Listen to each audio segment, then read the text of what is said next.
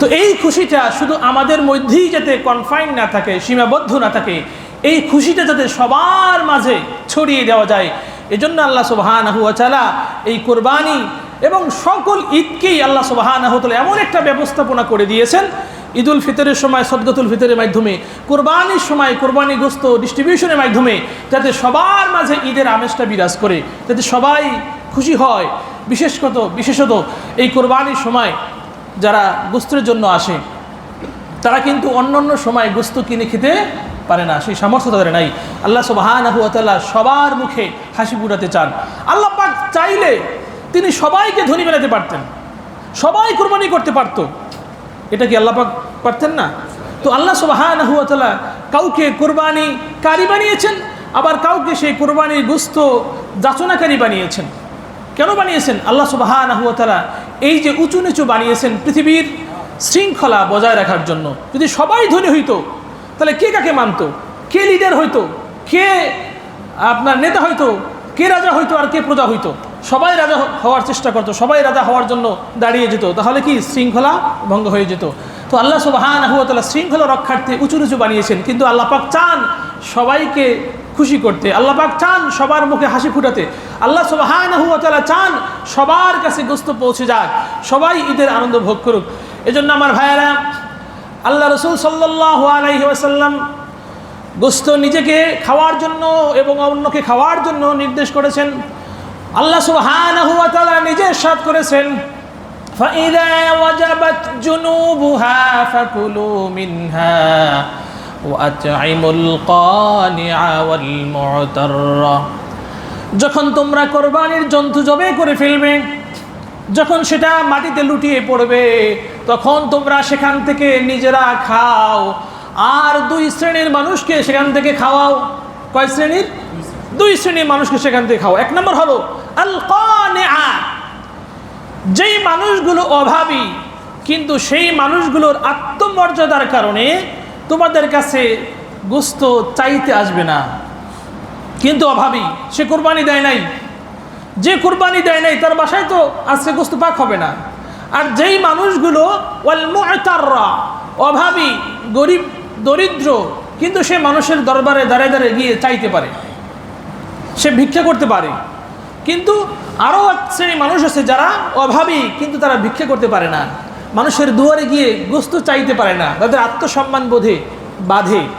এক সময় ধনী ছিল, এখন গরিব হয়ে গেছে, এজন্য প্রেস্টিজে হ্যাম্পার হয়, তারা চাইতে পারে না। অথবা এক সময় সম্ভ্রান্ত বংশের ছিল, এখন গরিব হয়ে গেছে, কিন্তু সেই বংশের কারণে তারা মানুষের কাছে কিছু চাইতে পারে না। অথবা তারা শিক্ষিত লোক, শিক্ষিত হওয়ার কারণে ভালো কোনো জব পায় নাই, কিন্তু এই শিক্ষিত হওয়ার কারণে মানুষের কাছে কিছু চাইতে পারে না। আল্লাহ সুবহানাহু ওয়া তাআলা এদের কথা আগে বলেছেন, ওয়াতঈমুল কানিআ, যারা সন্তুষ্ট থাকে, যারা নিজের কাছে যা আছে তাই নিয়ে সন্তুষ্ট থাকে, বাসায় খাবার থাকলেও মানুষের কাছে চায় না, না থাকলেও চায় না, যদি বাসায় খাবার না থাকে কষ্ট করে, কিন্তু তারপরে মানুষের কাছে চায় না, এই শ্রেণীর মানুষগুলোকে তোমরা খাওয়াবা, এই শ্রেণীর মানুষগুলোকে তোমরা গোস্ত হাদিয়া দিবা, গোস্ত বিতরণ করবা। ওয়াল মু'তাররা, আর যারা মানুষের কাছে চায় তাদেরকেও দিবা। সুবহানাল্লাহ বলবেন না? আমরা যারা চাইতে আছে এদেরকেই শুধু দেই, কিন্তু কিছু শ্রেণীর মানুষ এসে যারা আপনার দরবারে আসবে না, আপনাকে খোঁজ করে করে, আপনার চিন্তা করে করে বের করতে হবে যে কোন মানুষটার ঘরে আজকে কোরবানি করে নাই, আর সে কারো দরবারে কোরবানি গোস্ত চাইতেও যাবে না, সেই মানুষের কথা স্মরণ করে করে তার বাসায় গোস্ত পৌঁছে দেবেন, কিন্তু সে আপনার কাছে আসবে না। যদি আপনি পৌঁছে দিতে না পারেন, তাকে রিকোয়েস্ট করবেন ফোন করে যে ভাই একটু আসেন দয়া করে। তো আল্লাহ সুবহানাহু ওয়া তাআলা এই সুন্দর বিধান করে দিয়েছেন। রাসূলুল্লাহ সাল্লাল্লাহু আলাইহি ওয়াসাল্লামের কাছে সাহাবায়ে কেরাম প্রশ্ন করলেন, ইয়া রাসূলুল্লাহ, ইয়া হাবিবাল্লাহ, মা হাযিহিল আদাহি, ইয়া রাসূলুল্লাহ, এই কুরবানি এটা কি, এই কুরবানি কেন? আল্লাহ রাসূল বলেন, সুন্নাতু আবিকুম ইব্রাহিম, এটা হলো তোমাদের পিতা ইব্রাহিম আলাইহিস সালামের সুন্নাত।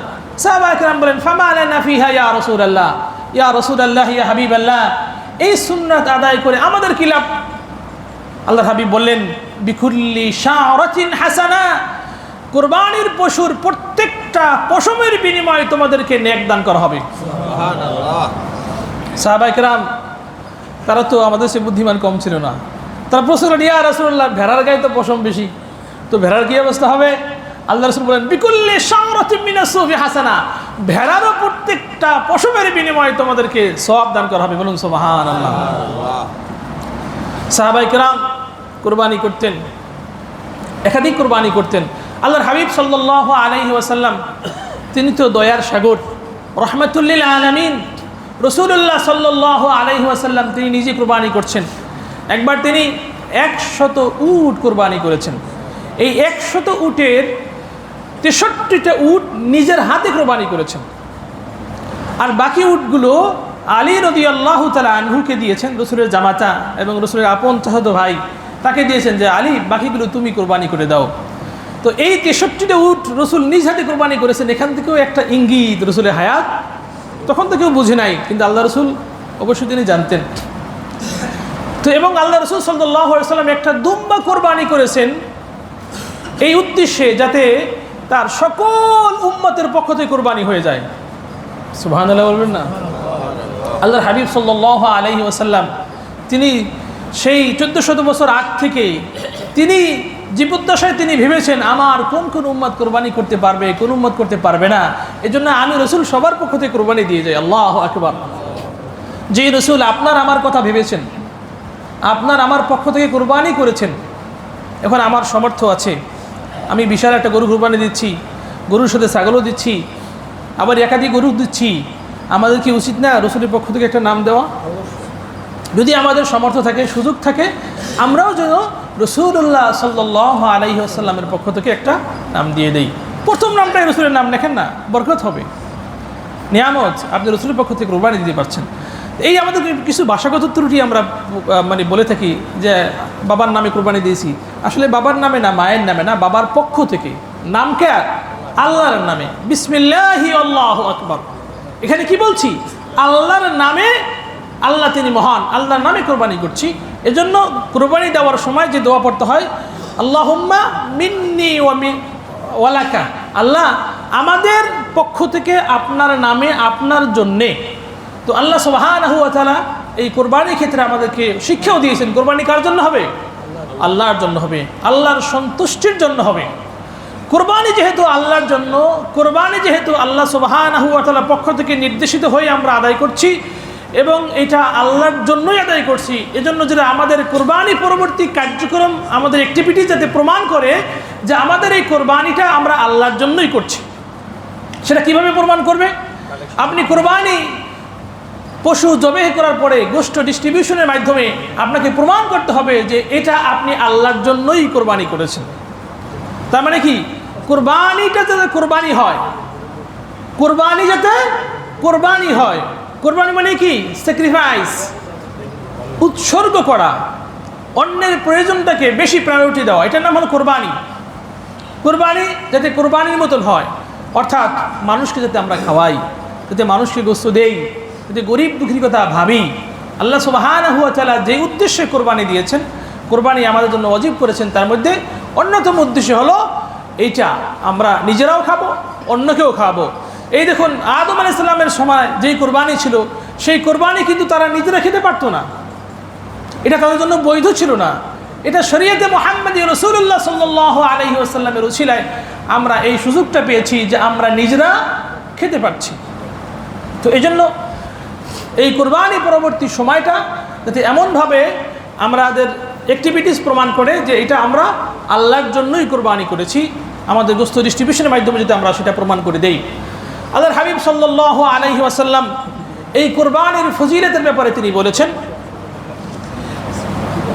যে সাহাবায়ে কেরাম রাসূলুল্লাহ সাল্লাল্লাহু আলাইহি ওয়াসাল্লামকে প্রশ্ন করেন, ইয়া রাসূলুল্লাহ, ইয়া হাবিবাল্লাহ, এই কোরবানি করছি, আমাদের কি উপকার?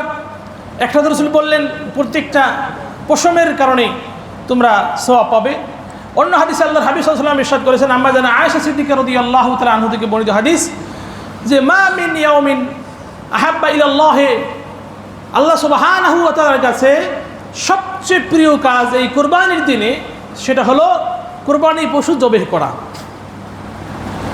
এই দিনে তো অনেক কাজ করা হয়, বিশেষ করে সাহাবাই হাজী সাহেবরা এই কুরবানির দিনে কী করেন? তারা প্রথমত সকালবেলায় মুজদালিফায় থাকেন, মুজদালিফায় থেকে এই কুরবানির দিনে সকালে তারা মিনায় চলে আসেন। এই মুজদালিফা থেকে মিনায় আসা এটা একটা ইবাদত।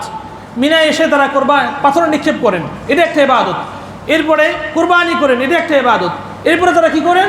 তওয়াফে জিয়ারত করেন, আল্লাহর ঘর তওয়াফ করেন।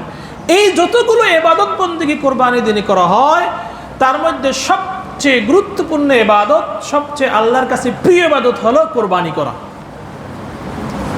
তো আল্লাহর হাবিব ভালো বলেছেন, ওয়ান্নাহু লায়াতি ইয়াউমাল কিয়ামাতি বিকুরুনিহা ওয়া শাআরিহা ওয়া আযলাফিহা। এই কুরবানির পশু কিয়ামতের মাঠে তাদের শিং সহ, তাদের পশম সহ, তাদের খুর সহ কাল কিয়ামতের মাঠে উঠবে। বলুন সুবহানাল্লাহ। ওয়া আন্নাদ দামা লা ইয়াকাউ মিনাল্লাহি বিমাকানিন ক্বাবলা ইয়াকা বিল আরদ। আর কুরবানির পশুর যে রক্ত, সেই রক্ত জমিনে পড়ার আগেই আল্লাহ সুবহানাহু ওয়া তাআলার দরবারে কবুল হয়ে যায়। আল্লাহ সুবহানাহু ওয়া তাআলা এই কুরবানি আমাদেরকে বাবা ইব্রাহিম আলাইহিস সালামের সুন্নাত হিসাবে দান করেছেন। ইব্রাহিম আলাইহিস সালামের সেই স্যাক্রিফাইস, সেই সুন্নাত আমাদেরকে মনে রাখতে হবে। আল্লাহ সুবহানাহু ওয়া তাআলা তাকে যেই পরীক্ষা নিয়েছেন, সেই পরীক্ষাটা যাতে আমাদের মাধ্যমেও আমরা সেটা পরীক্ষায় উত্তীর্ণ হতে পারি। আল্লাহ কিসের পরীক্ষা নিয়েছেন? আল্লাহ সুবহানাহু ওয়া তাআলা তাকওয়ার পরীক্ষা নিয়েছেন। আল্লাহ সুবহানাহু ওয়া তাআলা ইসলাম মানে আত্মসমর্পণের পরীক্ষা নিয়েছেন।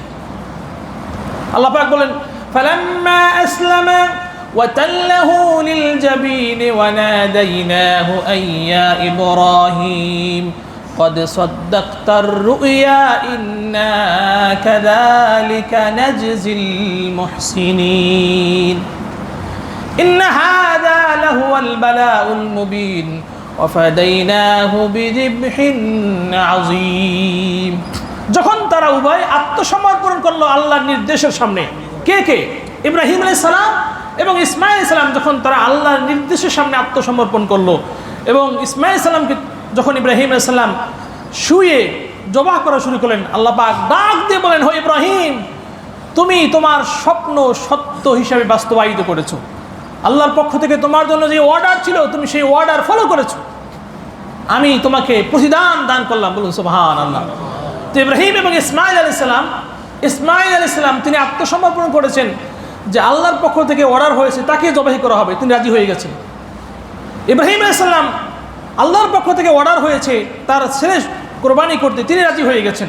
তারা আল্লাহর অর্ডারের সামনে নিজেদেরকে আত্মসমর্পণ করেছেন। আর আল্লাহ সুবহানাহু ওয়া তাআলা আমাদেরকে এত বিশাল পরীক্ষা নেবেন না, আল্লাহ পাক আমাদের পরীক্ষা নেবেন তাকওয়ার পরীক্ষা। আল্লাহ পাক বলেন, লা ইয়ানালাল্লাহা লুহুমুহা ওয়ালা দিমাউহা ওয়ালাকিন ইয়ানালুহুত তাকওয়া মিনকুম। আল্লাহর কাছে তোমাদের কুরবানির পশু রক্ত মাংস কিছু পৌঁছে না, কিন্তু আল্লাহর কাছে তোমাদের অন্তরের তাকওয়াটা পৌঁছে যায়। তো আল্লাহ কি দেখেন? আমাদের তাকওয়া দেখেন, আমাদের অন্তরের ভালোবাসা আল্লাহর জন্য সেটা দেখেন। আমাদের তাকওয়া যাতে এমন পর্যায়ে থাকে যেটা আল্লাহর কাছে পৌঁছে যায়, আল্লাহ সুবহানাহু ওয়া তাআলা যাতে আমাদের তাকওয়ায় খুশি হয়ে যায়, তাহলেই সেটা কোরবানি হবে। কোরবানির পশু জবেহ করার সঙ্গে সঙ্গে আমাকে পশুত্ব জবেহ করতে হবে। কিসের পশুত্ব? আমাদের প্রত্যেকের হৃদয়ের মাঝে একটা পশুত্ব স্বভাব আছে, পশুত্ব ভাব আছে, আসলে নাই? তো সেই পশুত্বকে জবেহ করতে হবে। তো পশুত্বের একটা স্বভাব হলো যে পশুরা খাবার শেয়ার করতে পছন্দ করে না। ওদের মধ্যে যত ঝগড়া বিবাদ দেখবেন কি নিয়ে? খাবার বিতরণ নিয়ে। তো সেই পশুত্বের স্বভাব যাতে আমাদের, সেই স্বভাব যাতে আমাদের মধ্যে না থাকে, সেটা আমরা প্রমাণ করব কোরবানির মাধ্যমে যে আমরা পশুত্ব জবাই করেছি। আমাদের রাগ, হিংসা, বিদ্বেষ, মনোমালিন্য, অন্যের প্রতি বিদ্বেষ পোষণ করা, ঘৃণা পোষণ করা, এগুলি সব হলো পশুত্ব স্বভাব। এই স্বভাবগুলো যখন আমরা দূরীভূত করতে পারবো, তখন সেটা আমাদের পারফেক্ট কোরবানি হবে। তো আল্লাহ সুবহানাহু ওয়া তাআলা আমাদের সবাইকে